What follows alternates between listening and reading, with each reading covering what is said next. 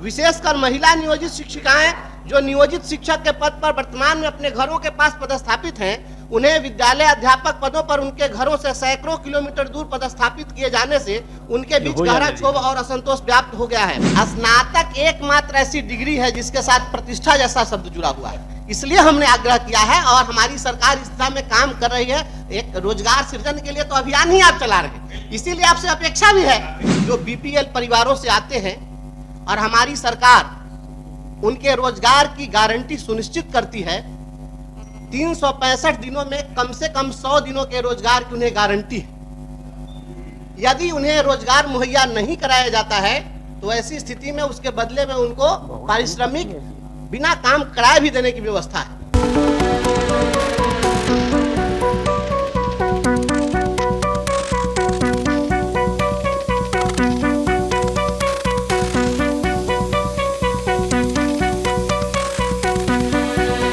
नमस्कार, आप first look Bihar देख रहे हैं और मैं हूं अभिषेक रंजन। बिहार विधान परिषद में सीएम नीतीश कुमार के सामने ही एमएलसी वंशीधर ब्रजवासी जो है रोजगार को लेकर उन्होंने मुद्दा उठाया है। ऐसे में देखिए कि जब उन्होंने मुद्दा उठाया कि बिहार के युवाओं को रोजगार मिले, ऐसे में शिक्षा मंत्री विजय चौधरी ने खड़ा होकर उनसे साफ तौर पे कहा कि देखिए कि बिहार सरकार जो है रोजगार पर काम कर रही है। बिहार सरकार का लक्ष्य था कि 10 लाख सरकारी नौकरी और 10 लाख स्वरोजगार देने का, लेकिन अब वो लक्ष्य को बिहार सरकार पार कर चुकी है। 24 लाख लोगों को रोजगार दिया जा चुका है। और वही बता दें कि आने वाले चुनाव से पहले बिहार सरकार का जो लक्ष्य है वो है कि 38 लाख रोजगार जो है उपलब्ध कराया जाए बिहार में। इसको लेकर लगातार बिहार सरकार काम कर रही है। जो भी आपने प्रस्ताव दिया है उसे वापस लीजिए। तो देखिए कि जैसे ही विजय चौधरी ने एमएलसी वंशीधर ब्रजवासी को कहा कि आपने जो प्रस्ताव दिया है उस पर काम हो रहा है,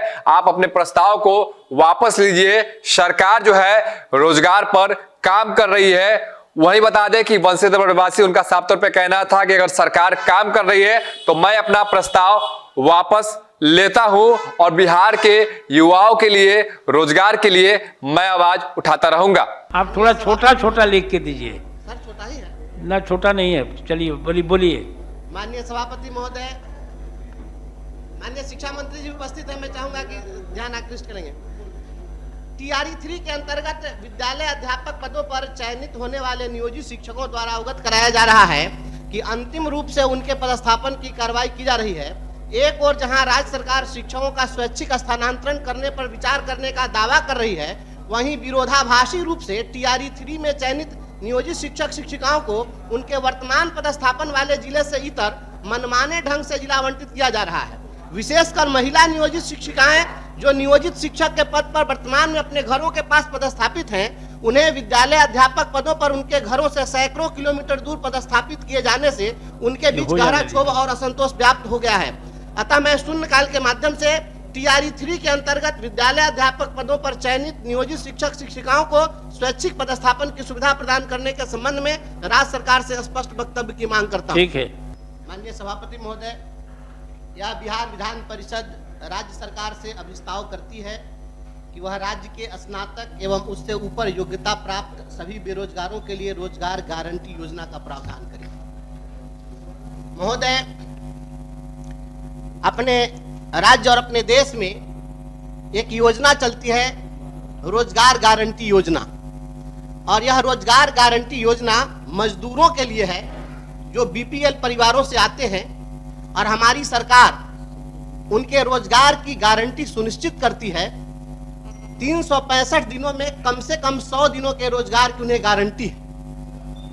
यदि उन्हें रोजगार मुहैया नहीं कराया जाता है तो ऐसी स्थिति में उसके बदले में उनको पारिश्रमिक बिना काम कराए भी देने की व्यवस्था है। लेकिन सभापति महोदय, जो अपने यहाँ पढ़े लिखे नौजवान हैं जो स्नातक की योग्यता धारण कर लेते हैं, उनके स्नातक की योग्यता प्राप्त कर लेने के कारण उनको बीपीएल परिवार से बाहर कर दिया जाता है, उनको वह लाभ नहीं दिया जाता है।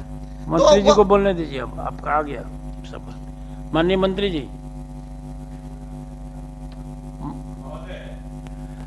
ये रोजगार गारंटी योजना कर रहे हैं चलाने के लिए। उन्होंने खुद कहा है कि रोजगार गारंटी योजना श्रमिकों के लिए होती है।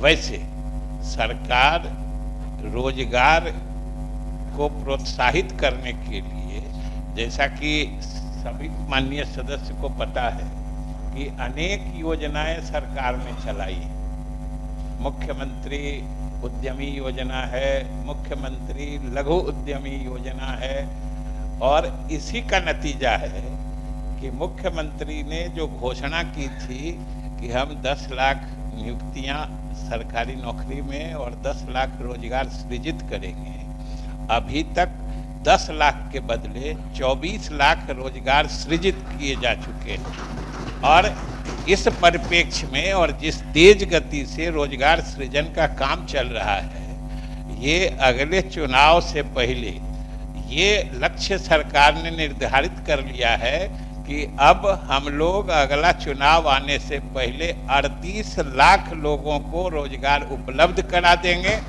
ये हम लोग रोजगार प्रोत्साहित करने का काम कर रहे हैं, और जब रोजगार वो स्वरोजगार करेंगे महोदय, स्वरोजगार से बढ़िया उत्तम श्रेष्ठ कोई दूसरा रोजगार नहीं होता है, जिसको सरकारी योजना प्रोत्साहित कर रही है। ब्रजवासी जी चाहते हैं तो हम लोग, सरकार भी यही चाहती है, आप भी इसमें सहयोग करिए। हम लोग तो चाहते हैं कि बिहार में एक भी योग्य नौजवान बेरोजगार नहीं रहे, इसलिए अभी आपसे अनुरोध है कि आप अपना प्रस्ताव वापस लीजिए। सभापति महोदय, माननीय मंत्री जी, अब कुछ नहीं, वापस लीजिए। महोदय 1 मिनट। स्नातक एकमात्र ऐसी डिग्री है जिसके साथ प्रतिष्ठा जैसा शब्द जुड़ा हुआ है, इसलिए हमने आग्रह किया है और हमारी सरकार इस दिशा में काम कर रही है। एक रोजगार सृजन के लिए तो अभियान ही आप चला रहे हैं, इसीलिए आपसे अपेक्षा भी है। अभी तो आप रोजगार की ही बात कीजिए, और हमने नियुक्ति का अलग आंकड़े दिए थे कि 10 लाख के बदले 12 लाख अब हम लोग करेंगे, और रोजगार 10 लाख के बदले 38 लाख करेंगे।